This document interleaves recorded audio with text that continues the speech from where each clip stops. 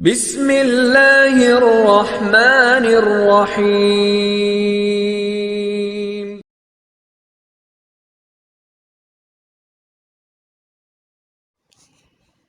صدقہ و خیرات کی فضیلت۔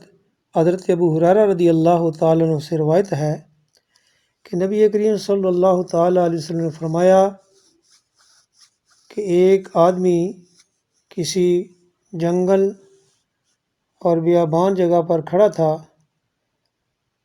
اسے بادلوں میں سے ایک آواز سنائی دی کہ کوئی کہہ رہا تھا کہ اے بادل، جا اور فلاں شخص کے باغ کو جا کر سیراب کر۔ چنانچہ وہ بادل وہاں سے چلا اور اس باغ کے قریب ایک کالی پتھریلی زمین تھی، وہاں جا کر وہ بادل برسا۔ پھر وہ پانی ایک جگہ پر اکٹھا ہوا، پھر نالیوں میں سے ایک نالی میں وہ پانی بہنا شروع ہو گیا، پھر وہ پانی چل پڑا۔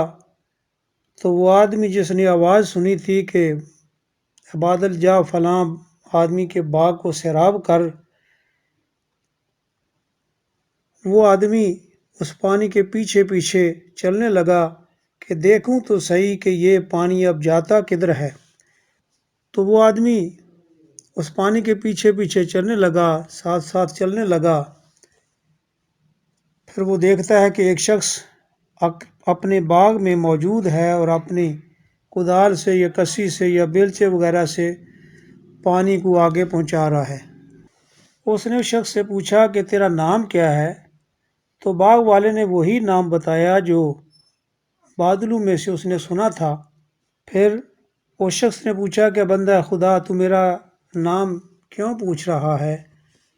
تو اس نے کہا کہ جس بادل سے میں نے یہ آواز سنی تھی کہ اے بادل جا اور فلاں بندے کے باغ کو پانی سے سیراب کر، اس بادل سے تیرا ہی نام لیا گیا تھا، لہذا اب تو مجھے یہ بتا کہ تو عمل کیا کرتا ہے کہ تیرے جس عمل کی وجہ سے بادل کو اللہ کی طرف سے حکم دیا گیا کہ تو جا کے اس کے باغ کو سیراب کر۔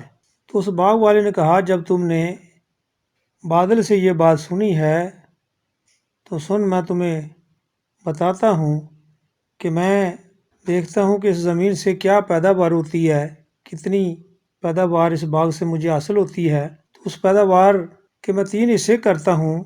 پہلا حصہ غرباء مساکین کو بلاتا ہوں کہ آؤ بھی آ کے اپنا حصہ لے جاؤ، تو غرباء مساکین میں وہ حصہ بانٹ دیتا ہوں۔ اور دوسرا حصہ جو ہے وہ میں خود کھاتا ہوں اور اپنے اہل و عیال کو بھی کھلاتا ہوں، اور تیسرا حصہ پھر میں اسی زمین میں لگا دیتا ہوں۔ اس واقعہ کو امام مسلم نے اپنی صحیح مسلم میں درج کیا ہے اور حدیث نمبر ہے 2984۔ اس حدیث سے بہت سارے فوائد جو ہیں وہ حاصل ہوتے ہیں۔ نمبر 1، مومن بشر یعنی انسان ہوتے ہوئے بھی کبھی کبھی فرشتوں کی آواز کو سن لیتا ہے۔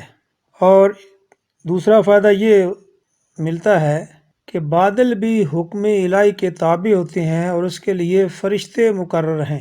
تیسرا فائدہ یہ اللہ تعالیٰ اپنے بندے سے محبت کرتا ہے جو حق دار کا حق ادا کرتا ہے اور اپنے معاملات میں توازن قائم رکھتا ہے۔ نمبر 4، ضرورت مند لوگوں پر صدقہ و خیرات کی فضیلت معلوم ہوتی ہے۔ اس سے ایک فائدہ یہ ہوا کہ مسکینوں اور مسافر لوگوں کے ساتھ نیک سلوک کرنا چاہیے۔ ایک فائدہ یہ بھی ہوا ہاتھ کی کمائی کی فضیلت ثابت ہے۔ اس سے ایک فضیلت یہ ثابت ہوئی کہ اپنے اہل و عیال پر خرچ کرنا کتنا فضیلت والا عمل ہے۔ ایک فضیلت یہ واضح ہوئی کہ اولیاء کرام کی کرامات کا ثبوت ہوا کہ کائنات ان کی خدمت کے لیے معمور ہے۔